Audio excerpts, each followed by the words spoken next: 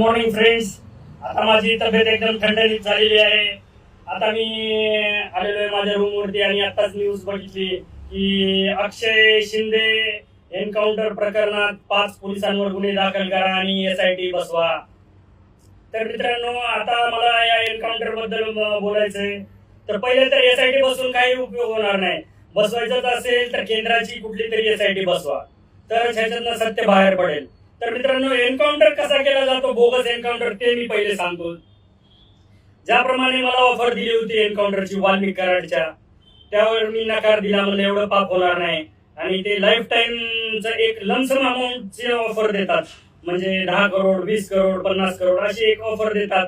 तुम्ही बोलाल तेवढी ऑफर असते त्या एन्काउंटरला. आणि तो माणूस कुठेही असेल तर त्याला त्या ठिकाणी बोलवून घेतात. जसं मी सायबरला होतो, सायबरचा आणि इकडला काही संबंध होता का? नाही. पण त्यांना माहित होता की हा माणूस करू शकतो, याच्यामध्ये दम आहे, गट्स आहेत. तर मी माझा मोठेपणा सांगत नाही, नाहीतर अजून माझे ते सोडलेले कुत्रे आहेत ना, ते भुकतील माझ्या अंगावर. तर मी काय तो मोठेपणा सोडत नाही. पण मित्रांनो, एन्काउंटर कसा, आता ऐका, एन्काउंटर कसा बोगस केला जातो. तर ते अशी टीम येते, एक जशी 4 लोकांची टीम आलेली. पहिले मुख्यमंत्री आणि 2 उपमुख्यमंत्री आणि गृह सचिव वगैरे यांची एक बैठक होते, गुप्त बैठक, एकदम सिक्रेट ठिकाणी. आणि विचार केला जातो की त्यावर काय करायचं. मग ते ठरवले की त्याच्यानंतर त्यातले एक 5-6 जणांची दुसरी टीम निवडली जाते, विश्वासू लोक. आणि मग त्या ठिकाणी जातात, ते जसं अक्षय शिंदेच्या ठिकाणी गेले असतील. आणि मग त्या ठिकाणी जाऊन एक टीम तयार करतात. तिथली एक अधिकारी, 2 अंमलदार, म्हणजे 3 अंमलदार, 1 हवालदार, असे टीम तयार करतात. आणि त्यांना सांगतात की एक लमसम अमाऊंटची ऑफर देतात. लमसम अमाऊंट देऊन टाकतात, 5 करोड 10 करोड 20 करोड 50 करोड, जेवढे तुमच्या सर्व्हिसमध्ये तुम्ही कमवणार नाहीत.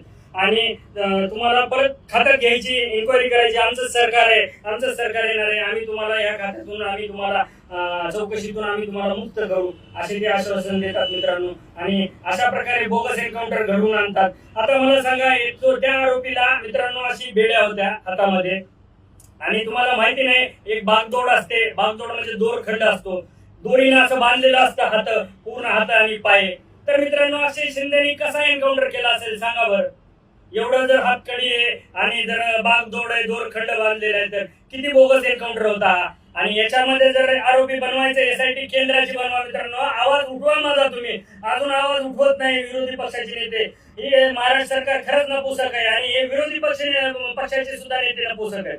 आवाज उठवा. यामध्ये जर आरोपी करायचंय ना, तर या गृहमंत्र्याला, देवेंद्र फडणवीसांना आरोपी करा मित्रांनो, त्याशिवाय काय होणार नाही. आणि तरच हे होईल. अहो, तुम्हाला सांगतो, देवेंद्र फडणवीस खऱ्या अर्थाने ना, आता मी बीडचा आहे, खऱ्या अर्थाने तो बीडलाच घाबरतो. ते सॉरी, माननीय देवेंद्र फडणवीस बीडला घाबरतात. फक्त बीडला येत नाही ते. बीडला एवढी पंकजा मुंडे सभा झाली, नरेंद्र मोदी आले, त्या ठिकाणी हे फडणवीस आले नव्हते.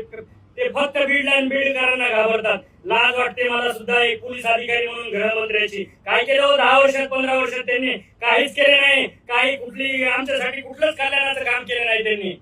फक्त चालू आहे त्यांचं आपलं आणि त्यांच्या विषयचं. ऍक्सिस बँकेतून आमचे 300-300 रुपये घ्यायचे आणि महिन्याला 10 करोड, त्याच्यातून आपला खर्च भागवायचा, व्हाईट मनी. बघा मित्रांनो, आवाज उठवा. अजून सुद्धा मी आवाज उठवतोय, तर तुम्ही काय सांगताय? तुम्हाला तर फक्त शेअर करायचंय. माझ्या रणजित रेड्डी कासले ID ला मला फॉलो करायचंय आणि पुन्हा हे करायचं, पुढे पाठवायचंय. तुम्हाला